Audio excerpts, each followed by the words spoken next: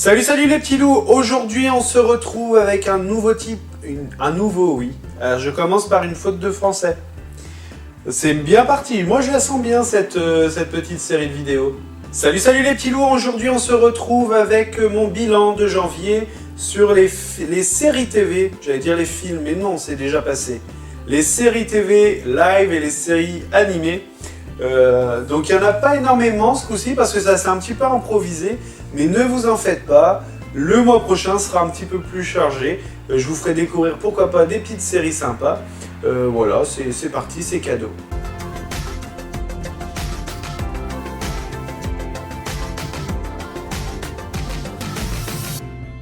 Encore du Netflix mais en série TV avec Atelier. Alors c'est un drama, j'adore les dramas. Ça faisait longtemps que je n'en avais pas vu. D'habitude, je regarde sur Crunchyroll. Mais bon, j'avais un petit peu perdu de vue tout ça. Et là, Atelier, ça a été une trouvaille. Parce que personne n'en parle d'ailleurs.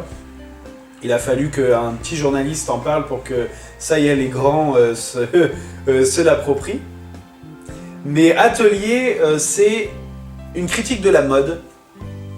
Et que ce soit au Japon, en France, en n'importe où, ça pourrait être pareil. Et ça, j'ai vraiment apprécié, même si bon, ça parle de sous-vêtements, même si c'est très féminin en soi sur le thème. Même moi, en tant que com, j'ai apprécié, bon déjà d'une, parce que les actrices sont tous à peu près magnifiques. Mais surtout que l'histoire... je sais pas, il y a quelque chose qui fait qu'on accroche, et même si le 1, 2, les deux premiers épisodes sont... on se dit, mais où ils vont aller, ça prend vraiment un véritable envol à partir du 3 et 4. Sur les 13, c'est quand même pas mal. Et de voir un peu ce combat de mode et d'essayer d'inventer dans un milieu où on peut pas trop, etc. Enfin, c'est vraiment bien foutu, c'est très beau, c'est très rare d'ailleurs je trouve. Je sais pas si Netflix a mis son petit grain de sable dans la réalisation, mais punaise, c'est super bien réalisé. C'est... Ok, c'est un petit peu surjoué, mais c'est un drama, c'est comme tous les dramas.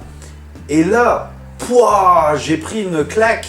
Je recommande vraiment à tout le monde de découvrir cette petite pépite. Pour ceux qui n'ont pas l'habitude de regarder le drama, je pense que c'est un bon compromis pour comprendre un petit peu la mentalité drama et de voir un petit peu plus loin, pourquoi pas par la suite. Et j'ai hâte de voir les prochaines productions de Netflix au Japon, parce que si ça donne aussi bien que Atelier, ça va être pas mal. Bon, devinez quoi? On va encore parler Netflix.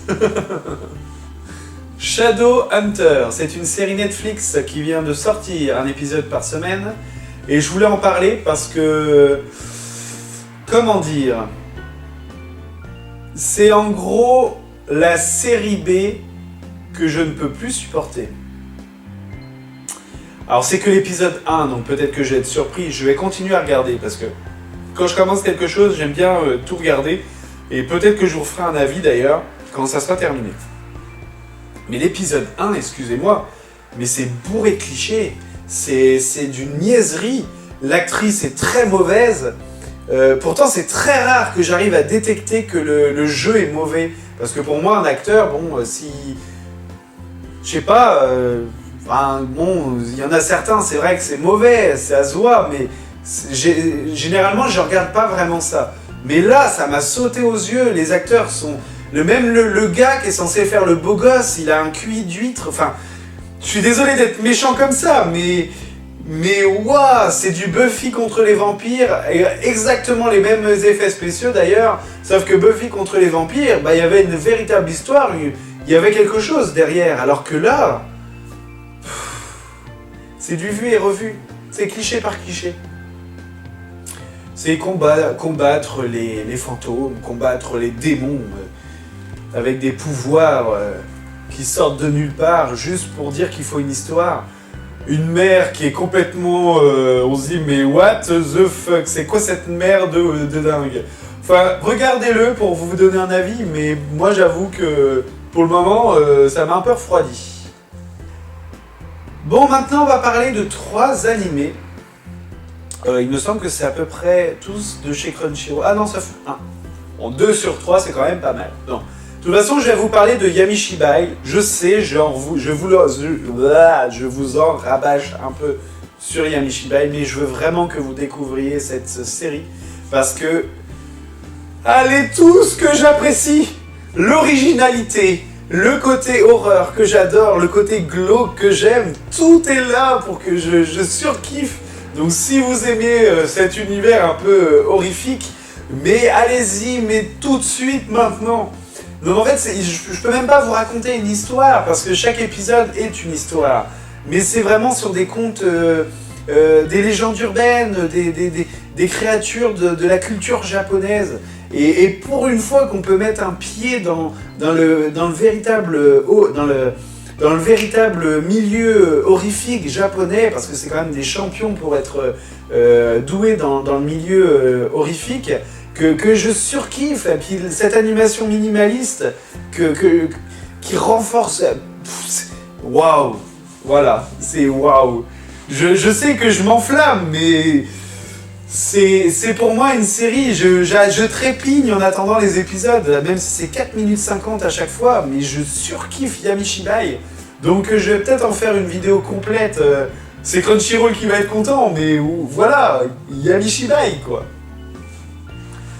Ensuite, Active Raid.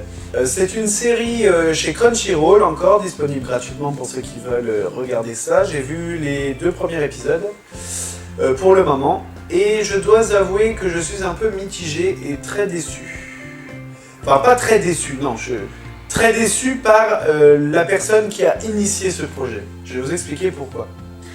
Ma série animée préférée, même si c'est Love Hina pour parce que c'est ma première, c'est Code Geass. J'adore Code Geass. J'adore tout ce qu'il y a autour de cet univers-là.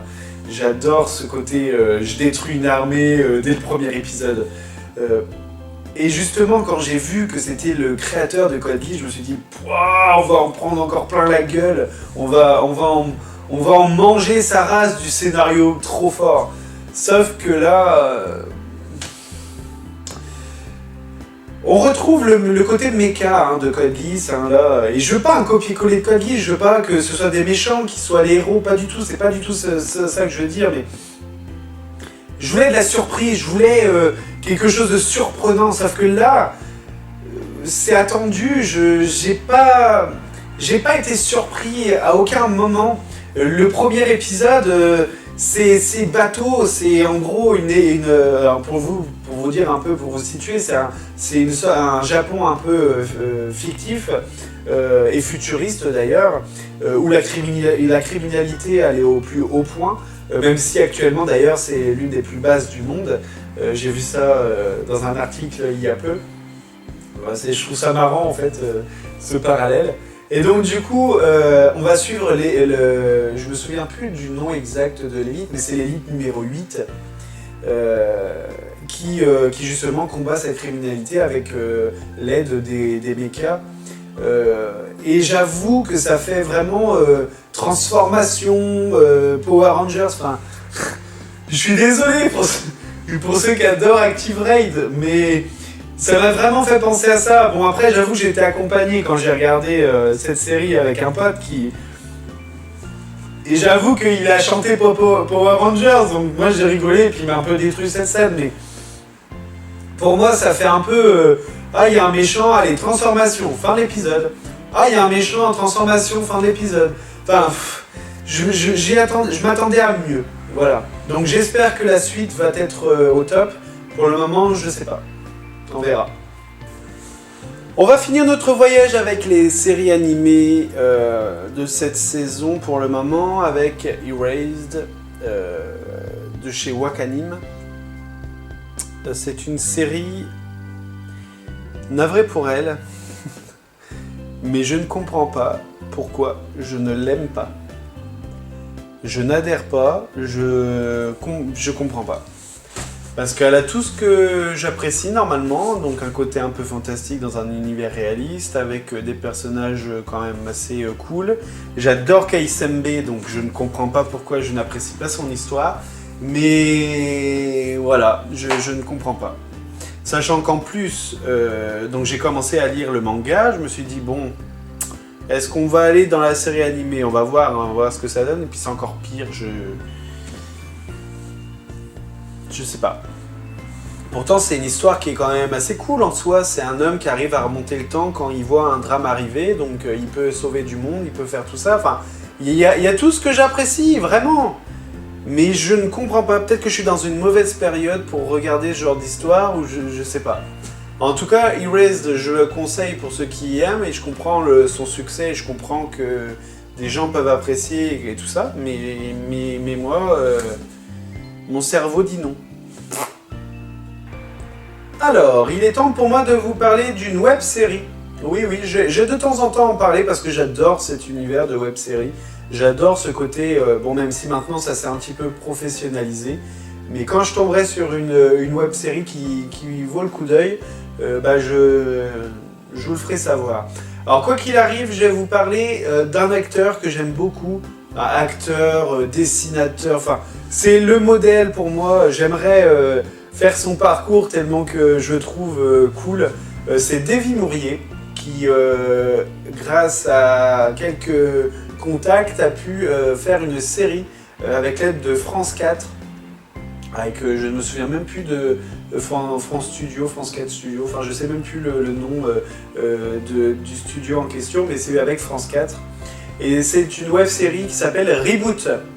Reboot me dit quelque chose car c'est un court-métrage que je voulais faire et surtout c'est pratiquement la même thématique, donc pour vous dire qu'il a eu dans mes pensées.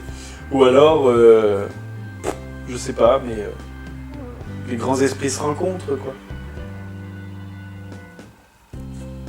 Donc pour l'histoire, Reboot,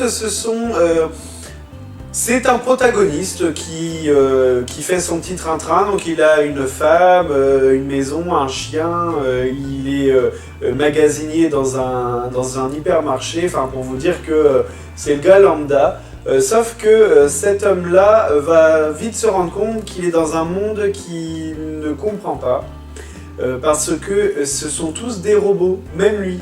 Donc il n'a aucune émotion, et sauf que lui il arrive un peu à rire.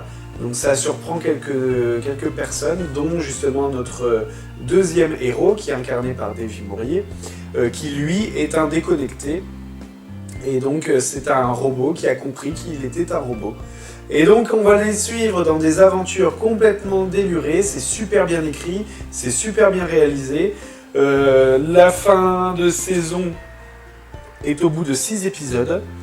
Et c'est surtout que la saison 2 est en cours, je pense, d'écriture, etc. Parce que ça a vraiment bien fonctionné. Et j'espère vraiment que ça va continuer parce qu'il y a une bonne thématique, surtout que la fin ouvre à beaucoup de choses.